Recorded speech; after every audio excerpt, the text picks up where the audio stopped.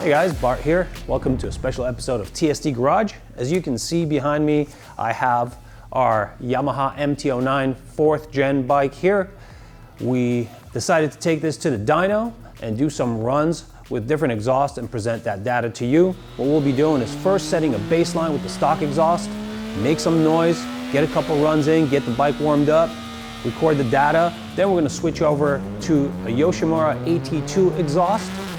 We will do a quick tune on the bike to make sure that it's getting fueled right so that our tests are accurate. Then we're going to run those tests again so that we have comparative data to the stock exhaust. Then we're going to rerun that whole experiment with the Akra exhaust also, and then we're going to bring back the bike and present the data to you here in the studio. Now, there's a couple caveats there.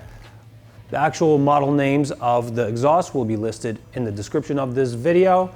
And also keep in mind that we did do tuning to this ECU so that the fueling is right. So if you just throw the exhaust on, you may see different results on the local dyno that you may have.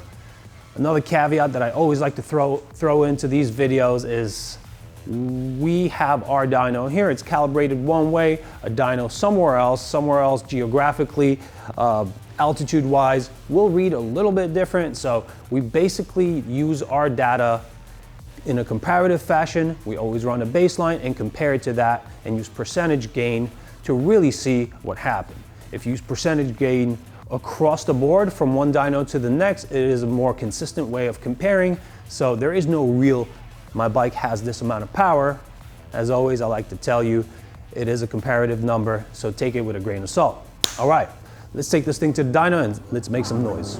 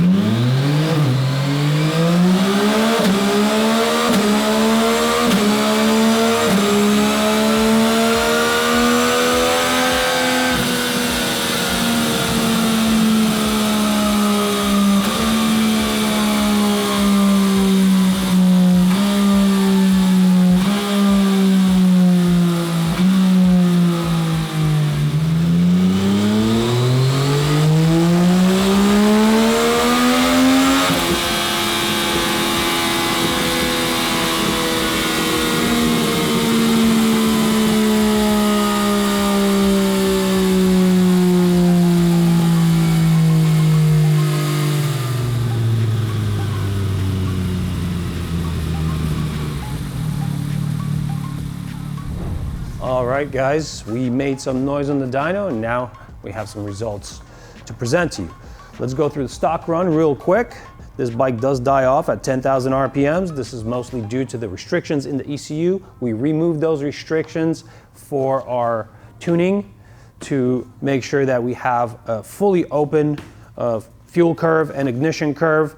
No big deal there, just keep that in mind as you look at the chart that is presented to you on your screen. The red represents the curve of the OE exhaust. Peak horsepower occurs just below 10,000 RPMs and it's quantified at right below 112 horsepower. Max torque occurs at 7,000 RPM and is at a magnitude of 66.2 foot-pounds. So this being the representative run here, you could follow the curve here and take a look at the blue and green curves. Those are representative of the Acra exhaust and the Yosh. They are very, very similar to each other, but they do vary quite a bit from the stock curve. Right from 7,000 RPMs, you see a divergence of the aftermarket exhaust as it produces more and more and more power as it gets to the top. Now, I'm just talking about horsepower here, but the same is represented on the torque curve. Now, the interesting part here is that the Yosh and the Acra exhaust swap where they produce just a tiny bit more power. So if you point your attention towards 7,000 RPMs, roughly to 7 3/4, the Yosh outshines the Acra by about 0.3 horsepower. It's not really that big of a concern. 0.3 horsepower doesn't really make or break anything. However, right about 9,500, 9 3/4 to 10.25-ish, the Acra outshines the Yosh by roughly 0.3 horsepower.